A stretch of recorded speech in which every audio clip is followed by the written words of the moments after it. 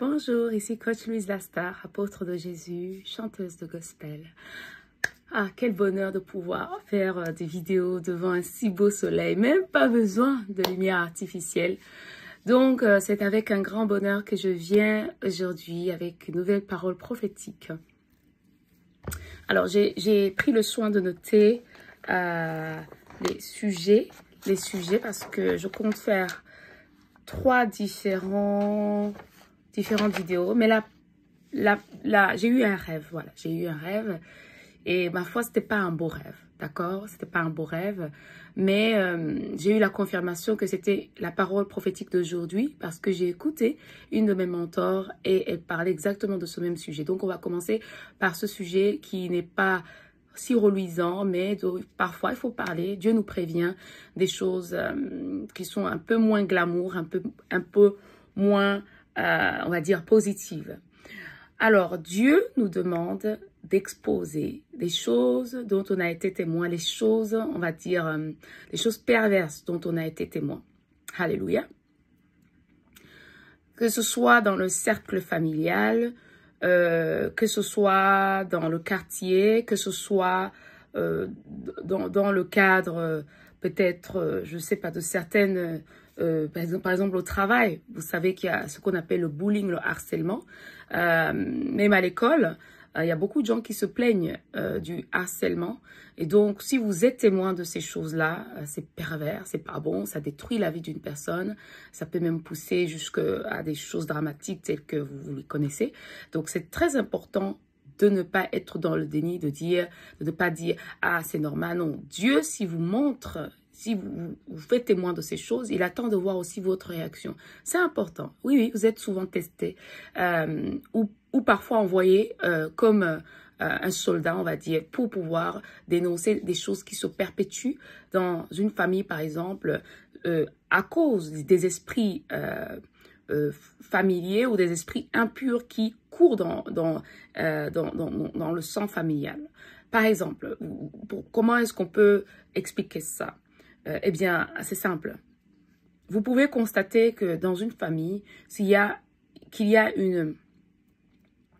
des gens, des hommes par exemple, qui prennent de l'alcool, qui sont alcooliques. Et vous voyez que de génération en génération, c'est ce même pattern qui a tendance à se reproduire. Eh bien, c'est la même chose pour ces choses dont vous êtes témoin. Si vous ne faites rien, si vous ne parlez pas, si vous ne dénoncez pas, si vous ne vous dissociez pas de ces esprits-là, eh bien, c'est comme si vous êtes d'accord. C'est comme si vous approuvez. Et le problème, c'est que ça va se perpétuer. Donc, c'est comme ça que ça va continuer de génération en génération. Donc, Dieu vous a placé là comme témoin pour être comme un sauveur. Pour pouvoir dire son nom, Jésus-Christ, pour faire appel à lui, pour prier, même pour votre famille, pour prier pour la délivrance, afin que cette malédiction cesse. Vous comprenez? Afin que ces démons quitte votre famille, mais il résiste. Il résiste, c'est pourquoi vous allez voir que beaucoup de gens dans votre famille, si par exemple vous commencez à exposer les choses, ils vont vous isoler, ils vont vous traiter comme, on dit le black sheep, c'est le mouton noir. Ils ne veulent pas parler des problèmes, ils veulent les éviter. Ils veulent les éviter parce que ce sont des démons en fait. Ce n'est pas contre les gens que vous battez, ce sont des démons qui se sont installés, qui s'énervent. Parfois, des démons encore plus forts tels que des esprits de Léviathan. C'est-à-dire ce sont carrément des serpents, des dragons qui sont très forts, qui sont très orgueilleux, qui ne veulent pas quitter. Parfois, c'est l'esprit même de Jézabel, c'est un esprit qui aime le contrôle et qui n'aime pas qu'on le défie. Donc, vous voyez, vous allez avoir affaire parfois à ces genres d'esprits. Ce n'est pas contre les personnes que vous vous battez, c'est contre les esprits tels que c'est marqué dans la Bible. La prochaine fois, j'essaierai de ramener mon ordinateur pour essayer de donner des références bibliques. Mais moi, comme j'aime une certaine fluidité, je dis comme ça, mais normalement, vous pouvez vérifier dans la Bible et remarquer que ces références-là existent. D'accord? Donc, voilà. Donc, votre travail, c'est d'exposer ces choses afin qu'elles ne se perpétuent pas au sein de votre famille, afin qu'elles ne se perpétuent pas dans la société, que ce soit à l'école, que ce soit au travail, que ce soit dans les relations autres, dans d'autres relations, d'accord? Donc, vous comprenez l'enjeu. Donc, notre Seigneur Jésus-Christ, c'est un Dieu qui vient délivrer. Donc, vous savez que c'est par sa croix que l'humanité vient d'être délivrée de la condamnation pour nos péchés, justement pour empêcher que ces choses qui auront été faites dans nos familles, ces mauvaises choses qui auront été faites, parce que dans chaque famille, il y a toujours un secret, eh bien, il vient nous sauver par sa croix pour empêcher que le diable nous garde une mainmise dans cette famille, pour qu'elle ne continue pas de faire payer cette famille pour ce qu'il a fait. Parce que notre Seigneur, c'est un Dieu rédempteur. Donc lui, par sa croix, par son sang sacré, il vient en fait nous racheter, en fait, racheter nos péchés qui coulent justement, qui ont été commis dans cette famille. Vous comprenez? Donc je sais que le problème, c'est que souvent on est dans le déni. Donc vous allez faire face à ça, le déni. Le déni, et donc après le déni, s'ensuivent des persécutions. Donc on va vous persécuter, on va vous isoler. Il y en a même qui vont jusqu'à vouloir même vous faire du mal, ils vont faire la sorcellerie. Oui, j'entendais il y a une fille qui est sur YouTube. Elle a une mère narcissique, dans son cas. Et sa maman, enfin c'est ce qu'elle dit, hein, et puis et ça c'est aussi prouvé parce que sa maman est tellement... Elle est possédée par cet esprit de Jézabel, cet esprit narcissique. Et donc, elle va jusqu'à payer des sorciers, en fait, pour pouvoir, pour que sa fille souffre. Ce sont des choses qui se pratiquent, on va dire, dans certaines contrées. Je vais pas vous dire lesquelles, dans les contrées où se pratiquent les marabouts, le vaudou, tout ça, le vaudou. Mais ça fait très mal. Parfois, on peut vous lancer des sorts pour que vous deveniez fou. Mais là où on ne peut pas faire ces histoires de vaudou, on va plutôt essayer de vous catégoriser, de dire non, c'est elle la folle de la famille, c'est lui le fou de la famille. On essaie de vous isoler et en pensant que c'est isolement, parce que la meilleure manière de détruire une personne, c'est de l'isoler. C'est pour ça même que la prison existe. Mais Dieu vous dit qu'il est de votre côté.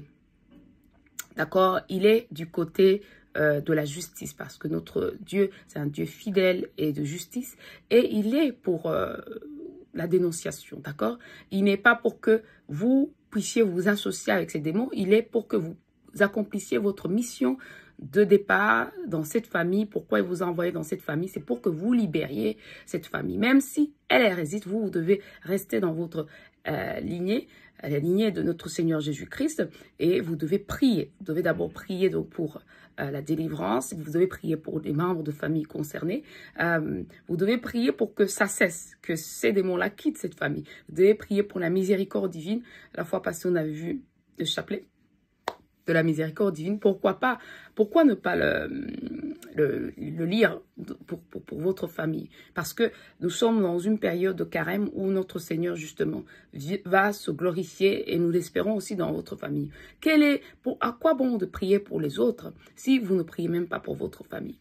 Mais il faut d'abord que vous puissiez reconnaître qu'il y a un problème et que vous ne rentriez pas, vous ne vous associez pas justement avec ces esprits familiers impurs où vous passez les choses au-dessus, vous mettez les choses sous le tapis. Non. D'ailleurs, je me souviens d'une dame qui m'avait impressionnée, une dame qui s'appelle Ianla Vanzant. On va dire c'est une sorte de, comment on peut dire, médiatrice familiale, thérapeute, grande écrivaine aussi, elle est connue, mais elle a vraiment un don pour résoudre les problèmes familiaux. Donc, qu'est-ce qu'elle faisait? Elle allait dans les familles dysfonctionnelles où il y a un problème, où les frères ne se parlent plus, à cause justement d'une chose. Ça veut dire que l'ennemi est là. C'est-à-dire parce que le but de l'ennemi, c'est de diviser, c'est d'enlever cette unité. Parce que notre Dieu, c'est un Dieu de paix, c'est un Dieu d'unité. Donc, à chaque fois que tu vois que tu ne parles plus à tes sœurs, frères, ou même tantes, tout ça, c'est que l'ennemi a frappé fort. C'est qu'il va finir par réussir. Et toutes ces choses liées à la division, le fait que vous soyez divisés en famille, ce sont des choses qui vont, si vous ne vous battez pas dans la prière, ce sont des choses qui vont impacter les générations futures. C'est-à-dire que les futures générations vont également vivre les mêmes choses. Ah oui, c'est comme un cycle. même un cercle vicieux si vous voulez, ça va se perpétuer. Donc, qu'est-ce que vous devez faire tant que vous êtes encore là? C'est prier, prier, prier, prier pour votre famille, pour que cet esprit de division qui est dans votre famille quitte. Mais parfois, cet esprit de division est là parce que les gens ne veulent pas parler. Ils ne veulent pas voir, ils ne veulent pas parler de cette chose qui s'est passée, dont tu as été témoin, dont tous ont été témoins, mais dont une partie a décidé d'être en déni. D'accord? Et donc, qu'est-ce que Iyanla Vanzant faisait? Elle venait mettre les gens qui ne se parlaient plus autour d'une table. Et ça y est, tout le monde parlait. Au début, c'était dur, il y avait des larmes. C'est vraiment très gênant. Très gênant. Mais à la fin, il y avait une délivrance. À la fin, tu voyais le père qui se reparlait avec le fils. À la fin, tu voyais la sœur qui se parlait avec la sœur, le frère qui se parle avec le frère. Donc, ce sont des choses magiques. Et c'est la fameuse réconciliation qui est attendue à la fin de ce carême, donc au moment de la Pâque. À quoi ça sert de vous rencontrer toujours, mais dans le cadre d'une hypocrisie? Vous savez très bien qu'il y a un mal qui vous poursuit et en plus qui touche certains membres de la famille. Comme je vous l'ai dit, l'alcoolisme, si vous ne faites rien de ça, si vous ne décidez pas de prier contre ça, eh bien, vous allez voir qu'il y a toujours quelqu'un dans votre famille qui est alcoolique. Est-ce que ça fait pas plaisir qu'il y ait toujours des victimes dans la famille et vous n'essayez même pas de voir que, en fait, c'était pas lui. Il y a un oncle qui était alcoolique, il y a le grand-père qui est alcoolique et donc d'essayer de faire quelque chose de ça. Mais beaucoup de gens, à cause de cet esprit, de ces esprits impurs, parce qu'ils ne veulent pas suivre notre Seigneur Jésus-Christ, parfois ils sont carrément contre, eh bien ils laissent ces démons continuer à maltraiter les membres de la famille, que ce soit par des addictions, que ce soit par des abus sexuels, que ce soit par même des abus de langage psychologique, par exemple la violence psychologique, surtout, oui, des insultes dans certaines familles et bien d'autres choses encore qu'on ne peut imaginer, des choses horribles. Donc, je pense que cette parole, elle est vraiment, elle vient nous rappeler que nous avons un ennemi. Nous avons un ennemi, mais c'est spirituel. Un ennemi, nous sommes en combat. Nous sommes toujours en perpétuel combat. Le combat n'est pas fini tant que on n'est pas délivré. On n'a pas délivré sa famille de cette malédiction générationnelle, intergénérationnelle. Vous comprenez? Ça, c'est vraiment notre plus grande part. Donc, en tant qu'élu, votre rôle dans cette famille, c'est de combattre cela. Et c'est pour ça qu'on vous aime pas. C'est pour ça qu'on vous a jamais vraiment aimé. C'est parce que vous êtes la lumière dans cette famille. Mais c'est pas les gens qui vous aiment pas. Ce sont les démons qui se sont installés dans cette famille qui ne vous aiment pas. Donc, ne vous inquiétez pas, priez, priez, priez.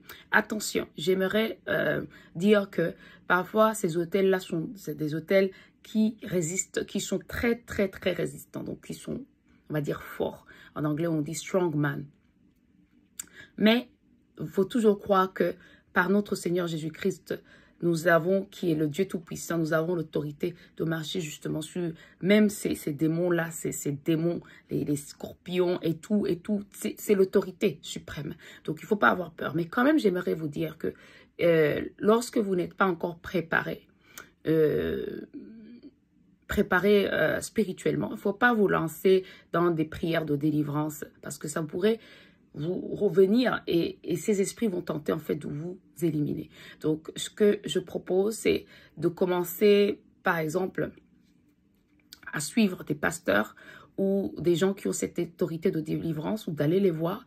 Et comme ça, ils vous préparent petit à petit à être fort, à acquérir vous-même, on va dire, votre force. Parfois, ils peuvent même vous aider à faire une délivrance. Donc Dieu, c'est lui qui va s'occuper. Dès qu'il voit que vous êtes en recherche, il va vous envoyer des gens qui vont vous aider pour faire ce combat. Parce que ça peut malheureusement se retourner contre vous. Donc c'est pour ça que ce message, évidemment, il n'est pas pour les moins de 18 ans. Il n'est pas pour les gens qui ne sont pas encore formés à être des soldats de Christ. Je vous parle des élus, mais des élus qui sont à l'état d'illumination. C'est-à-dire ceux qui sont outillés, d'accord, qui connaissent leur pouvoir et qui ont des références bibliques aussi sur lesquelles s'appuyer, telles que le psaume 91, psaume 23, enfin il y a d'autres psaumes, mais qui sont vraiment outillés, d'accord? Donc là, il faut faire preuve de sagesse pour commencer à combattre cela. Mais le plus important dans ce message, c'est de vous rappeler que vous avez été témoin de choses, normalement, vous avez été témoin de choses qui sont pas bonnes et il faut les dénoncer. C'est pas facile. C'est pas facile. Parfois, c'est l'inceste dont vous avez été témoin. Parfois, ce sont justement des abus physiques extrêmes dans la famille. Parfois, ce sont des pratiques, des perversités. J'ai envie de dire des pratiques, des infidélités. Arrêtez. You better have my money. Don't act like if you forgot it. You better have my money.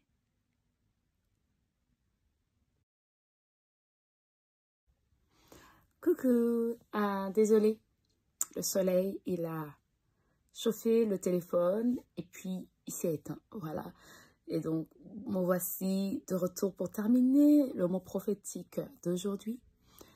En te disant que voilà, le problème que tu pourras constater, c'est comment est-ce que tu vas savoir que ce mot prophétique te concerne? C'est que dans tes relations autres, c'est-à-dire amoureuses,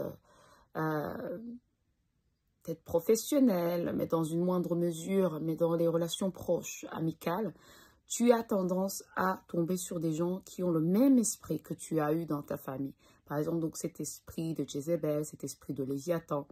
Des gens qui n'aiment pas vraiment et qui ne t'aiment pas comme il faut. C'est-à-dire, ils vont t'aimer avec beaucoup de possessivité, beaucoup de jalousie. Ou alors, ils vont être beaucoup dans une autre sorte de contrôle passif. C'est-à-dire, ils vont te délaisser, te négliger. Voilà, la négligence que tu peux vivre dans certaines relations. Ou alors la malhonnêteté, l'hypocrisie. Donc, des gens, grosso modo, qui ne répondent pas à tes besoins comme il faut. Voilà, donc il faut que tu te rappelles que tu as été victime ou qu'en tout cas tu as été témoin d'un truc et ce truc te poursuit. Et donc il faut que tu te dissocies de ça. Donc il faut que tu pries pour toutes ces personnes également, pour toutes ces relations, pour qu'ils soient libres par le nom puissant de Jésus-Christ, pour qu'ils soient libres. Et tu dois te dissocier de toutes ces relations. Ça veut dire spirituellement. Tu dois les casser spirituellement. Voilà, tu ne dois pas accepter en fait que ça continue, que cet esprit de Jézabel continue de prendre le contrôle, puisque tu as une autorité sur lui. D'accord? Donc voilà ce que tu as à faire pour que toi-même tu te délivres. Il ne s'agit pas de délivrer les autres seulement, il s'agit aussi de te délivrer pour que tu puisses avoir une belle vie, où tu fleuris, où tu vis enfin, une vie tranquille, où tu n'es pas, par exemple, un vrai mariage, pas un mariage toxique, mais un bon mariage, ou alors que tu puisses, je ne sais pas, avoir des relations amicales, mais des vraies relations amicales, pas des gens qui parlent derrière ton dos, pas ce qu'on appelle les frenemies, c'est-à-dire les amis, mais en fait ce sont des ennemis. Hein. Ce sont des gens qui te surveillent, des gens qui parlent derrière ton dos, des gens qui, toi tu es là pour eux, tu leur donnes, mais eux ils ne te donnent rien. Voilà, exactement ça. Si tu vois que tu es quelqu'un qui a tendance à beaucoup donner, mais les gens ne te donnent pas, ben, il y a quelque chose que tu as dû vivre, en tout cas dans ta famille, dans ton enfance, qui fait que tu es rentré dans cet esprit te poursuit. Eh bien, notre Seigneur Jésus-Christ veut te libérer, car c'est un libérateur, veut te libérer de ce cycle, en même temps pour que également tu libères les autres. Voilà, donc c'était le mot prophétique d'aujourd'hui. Encore une fois, il n'est pas pour tout le monde, donc s'il te plaît, ne commence pas à aller chercher le problème là où il n'y en a pas. Ceux qui sont concernés se reconnaîtront parce qu'ils ont énormément souffert de ça.